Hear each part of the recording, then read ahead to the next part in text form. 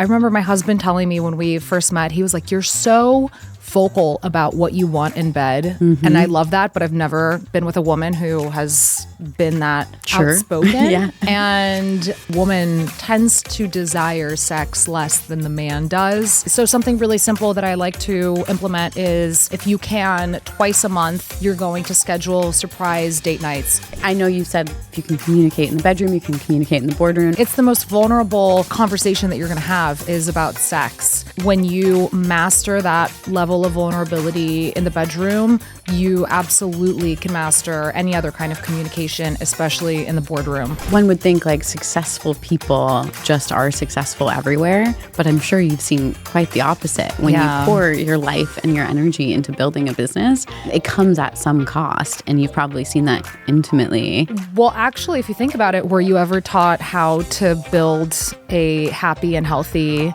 long-lasting marriage? No. Oh my gosh. Exactly. It's such a taboo thing. I've realized that when I say that my husband's a stay-at-home dad, women get a little squeamish. And people say, how do you do that? I say, do what? If there's anything that I hear from mothers, it's like, I desire my husband when I see him like being full out dad mode. Yeah. You know? And I just, it's hot. I get to live it. I get to feel nurtured, and I have a career that I love.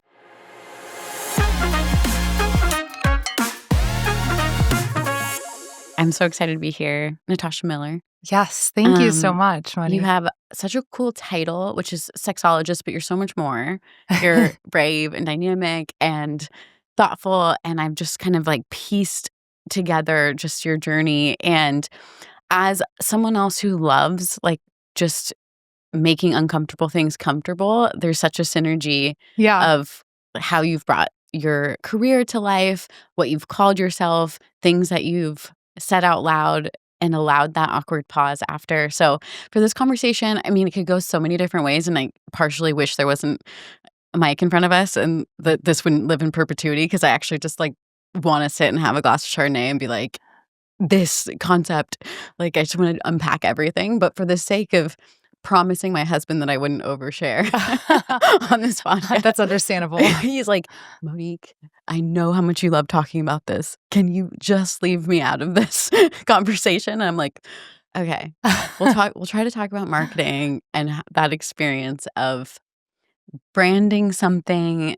that is somewhat uncomfortable for people to talk about, but it's truly the undercurrent of culture. Wars are created over it. Books, the best poetry we've ever read is about sex, and you've built your career on it. So I'm curious, is that always been like, have you being honest about this topic always been true of you, and you just made a career out of it? Or how did it come to life? Absolutely. I was always the oversharer of my friends and always really curious about what their experiences were like and had an ease in talking about this and helping people open up. Partly because I am vulnerable about my own stories and situations throughout my life. Yeah. So, from the get-go, this has been something that I've been interested in since, I was a teenager. Yeah.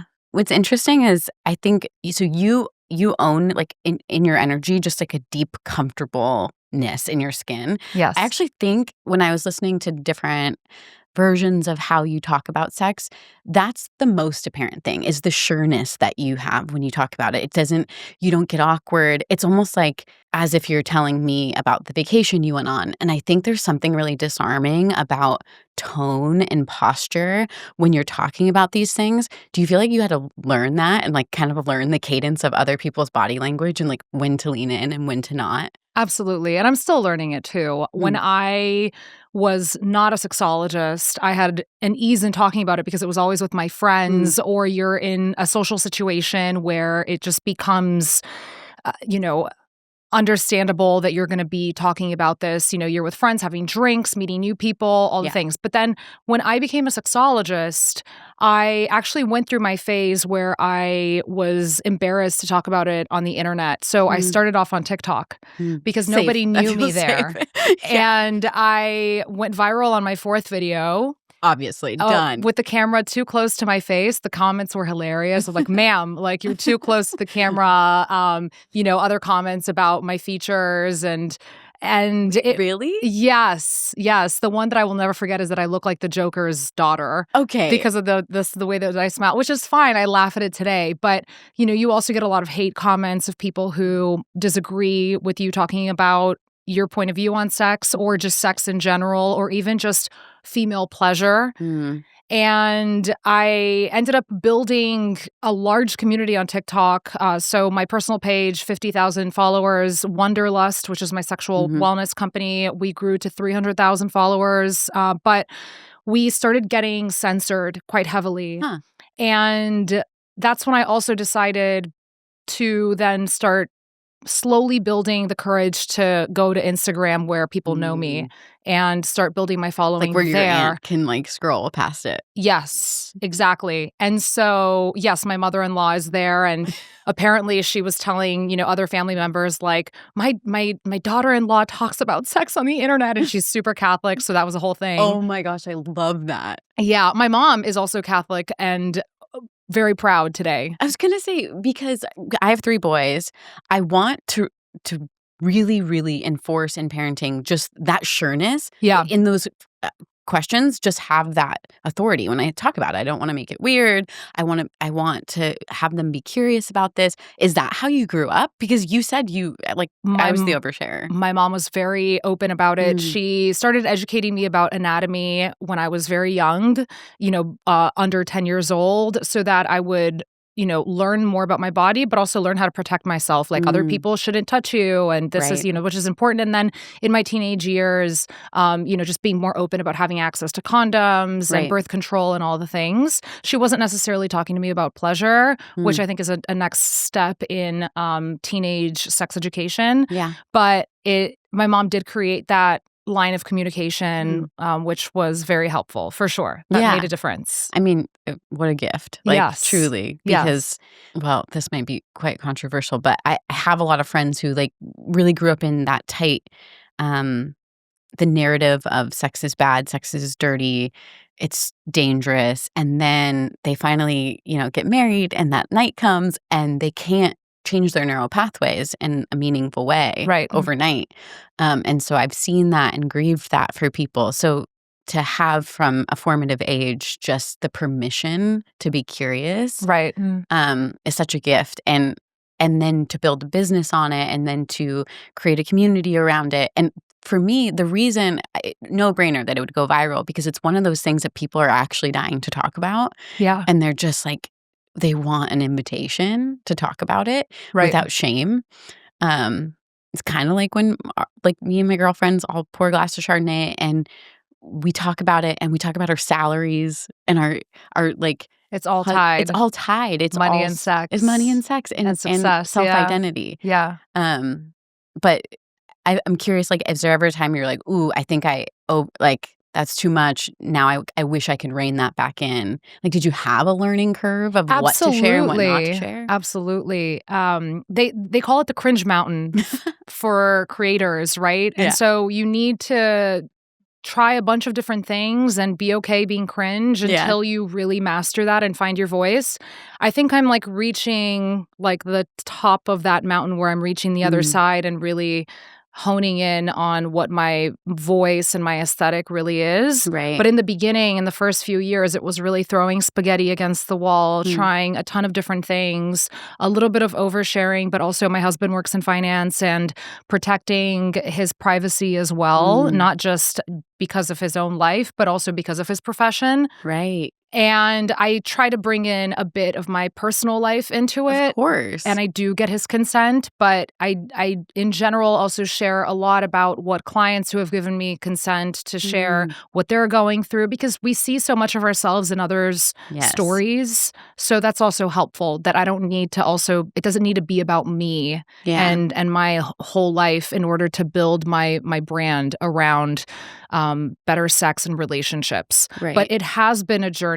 And, a lot of my transition from TikTok to Instagram has been in refining my message and refining my aesthetic. So it's very different from what it was before. So how would you say, because it's almost like you have to kind of create a warm environment, like your brand almost has to feel like coming to your best friend's house with a bottle of wine. Yeah. It has to create that feeling, which is quite hard because, like we said, money, sex, these topics are we already have an ethos, we already have a narrative so ingrained in us that it's almost like you don't know what that person's coming to your front door with, what Right. kind of baggage they have. Yeah.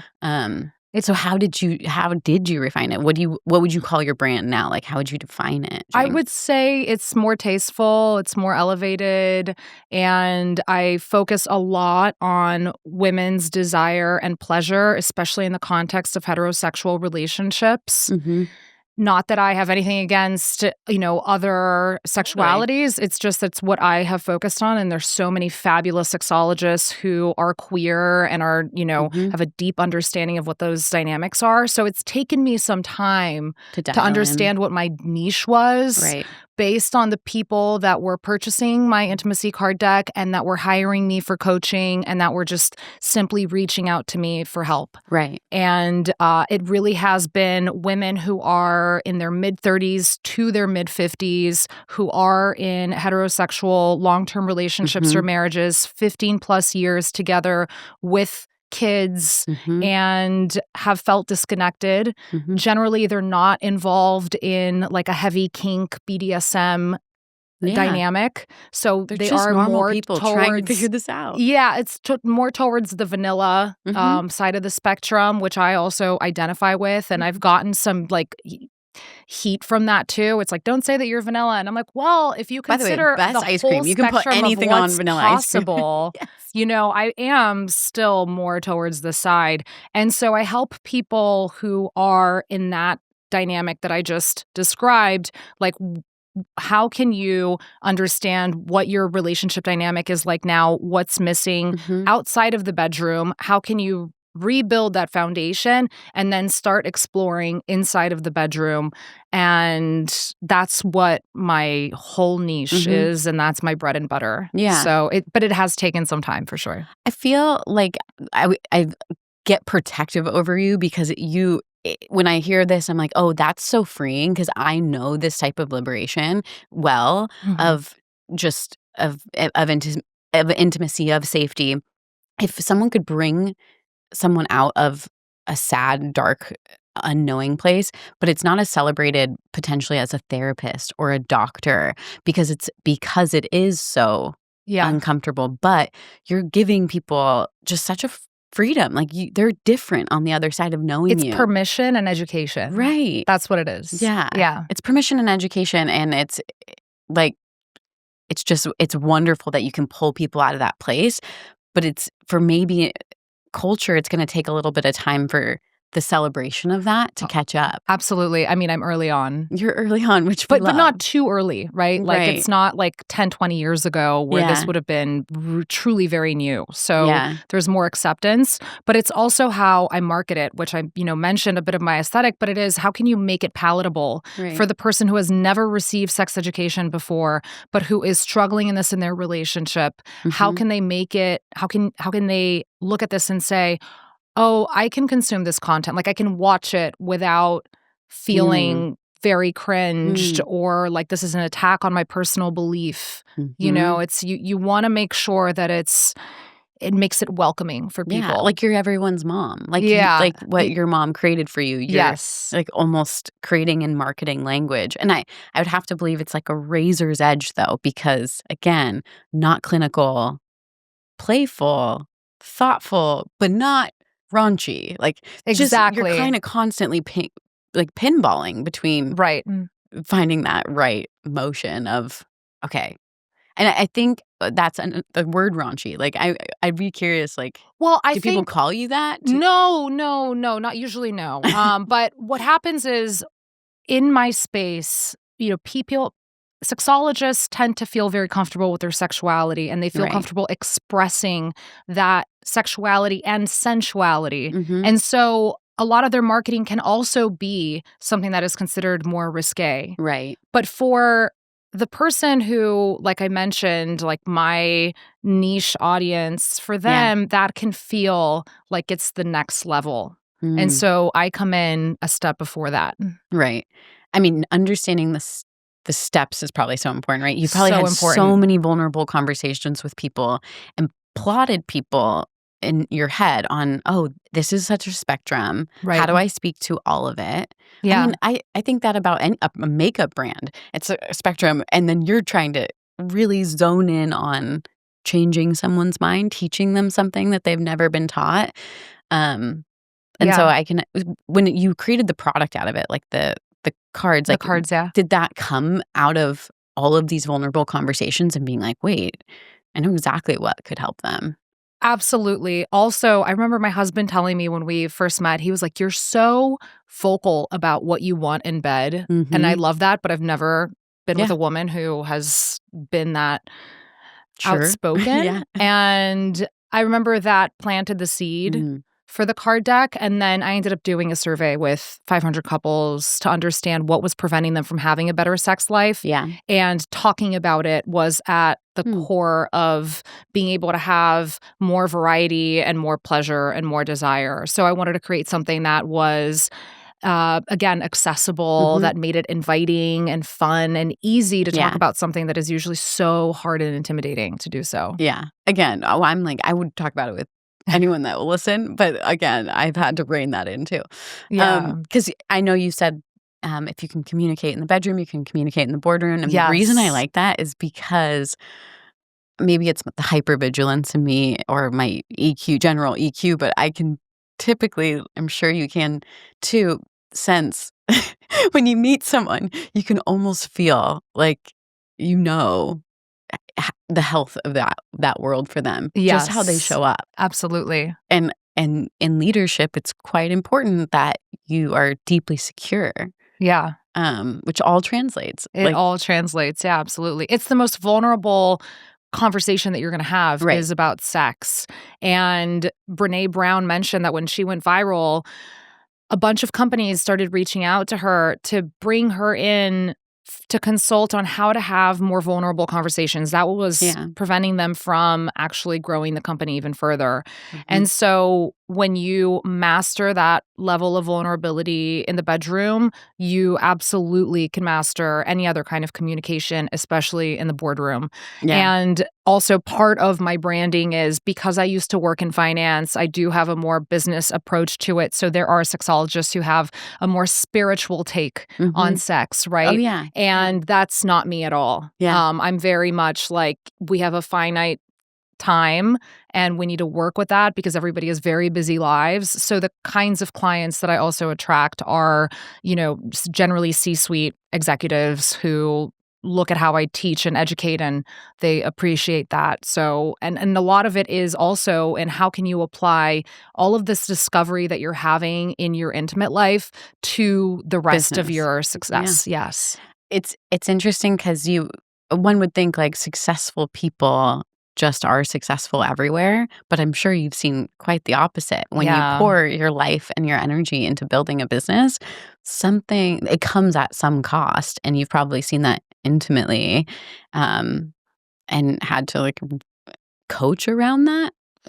Well, actually, if you think about it, were you ever taught how to build a happy and healthy, long-lasting marriage? No. Oh my gosh. Exactly, like conflict resolution, communication, Yes. we usually model it on what we saw growing up, and for most of us, that wasn't a healthy example, right? Right, right. And then And rom-coms sure aren't doing us any favors. exactly, and if you think about sex, our sex education is the equivalent of going to a cooking class and learning how to prevent salmonella instead of making a delicious dish, Yeah. right? So Yeah. there's nothing about pleasure involved. Uh-huh. So we're not taught, like, relationship education, we're not taught sexual education, Mhm. right? So we learn how to channel all of that energy into the workplace, into like financial and business success. Yeah. And then it's very easy for you to believe that your partner is always going to be there. Mm. And so you kind of leave that to the side. Yeah. You focus your energy on where you believe there's less people are going to give you the benefit of the doubt, right? Mhm. Yeah. You need to prove your self-worth at work. So That's where people Because you just feel more visible there. Exactly. Like for optics, I have to. They take it for granted. That was the word I was trying to find. They take their partners for granted, their family for granted. Yeah. Yeah. That's actually, it's like almost hard to hear out loud because it's so true. Yeah. And you've probably seen every variation of that and people almost like robbing themselves of joy, and you can see it. You're like right on the other side. You're like, if we can just break through this thing, there's this whole world. And you probably have that moment where you're like, it's up to them. Like you can only do so much. Absolutely. Right? And then you have to allow them to just make that choice. Yeah. That's so hard. I think it is. Yeah. But so with all of this, one of the things that I help business people do in order to apply their business mindset to their relationships as well, because that's what generally tends to click, is how can you build smart goals around KPIs. Yeah. But this. I know that sounds unsexy, but it works, because how often are you going to check already in? There. Exactly.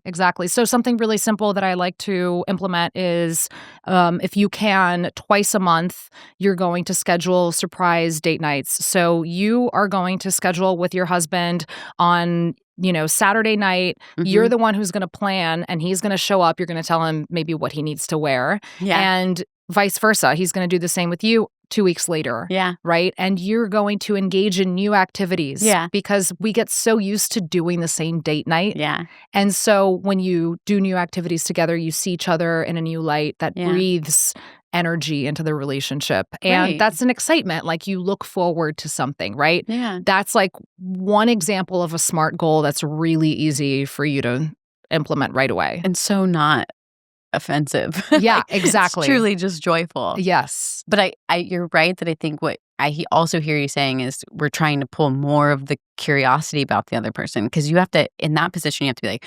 what was their week like? What would they want to do? You have to almost take one step back and be like, I bet they'd actually want to get some fresh air. You're almost forcing a curiosity that translates into intimacy in such a different way. But that's what it is, right? Yeah. Like desire is fed through mystery and curiosity. Right. And I just think that's it. And it's not that simple, but it's also kind of that simple. Well, we take our partners for granted and we're like, oh, we know everything about them. Right. And then they'll surprise you. Exactly. And that's the card deck. What has been the most beautiful thing is to see couples who have been together for 30 plus years say like, there's so many questions here that we've never asked each other. We learned so many new things. Right. So that's the beautiful example of you can find ways of getting to know each other in a new light. Yeah. And again, if it had to translate to business, like I think it's pretty important that we're constantly curious about our role and we're not in that like day-to-day mundane thing. You can break a system. You can try a new thing. You can adapt AI into your world because you're curious, but there's truly two mindsets. Like I'm going to dive in and be curious, or I'm going to do the same thing I've always done. Yeah. So I see how it translates, but I also see how it would be quite intimidating to talk to a C-suite. I think it's specifically a man. Like there's something already about like the dynamics of men and women, and you're coming as an authority on a topic that is that weird No, for you? men listen to me. Yeah, I mean I would too, but like is it? Yeah, no, they're open to it. Generally, the man is the one who initiates the coaching. And they'll tell their wives, like, come, let's have a call with her and see how we feel about it. But most of the time, it's usually the man who initiates. And I've actually had quite a lot of success in being able to educate and receive the respect from men. So that's amazing. It's been an interesting. I remember when I launched the card deck, I thought it was going to be mostly women that were going to purchase it, and it's mostly men. That's so interesting to me. I guess I feel surprised by that, but I still would say that maybe the woman desires that just as much, but there's not necessarily as much authority or permission to initiate. Yeah, absolutely. And also the woman tends to desire sex less than the man does. And if we look at what modern relationship dynamics are, women just carry more of the mental load at home.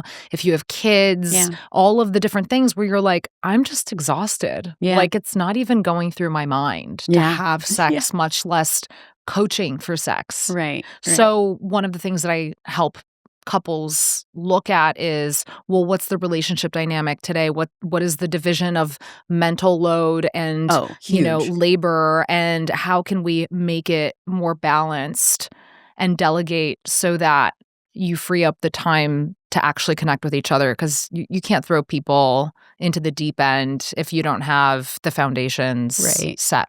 Yeah, I mean, I think the mental load, I'm having 3 kids. Exactly. So I'm preaching to the choir. But my husband's a stay-at-home dad, and when people say— Oh, that's fantastic. They say, "How do you do that?" I say, "Do what?" They're like— I'm like, "I walk in from my tiny house office to dinner ready and laundry folded and okay, there happy you kids." go. So I feel feminine. I have the space to come home and feel feminine energy. Yes. And good I for think, you. Yeah, I think I love that. It's such a taboo thing. I've realized that when I say that my husband's a stay-at-home dad, women love.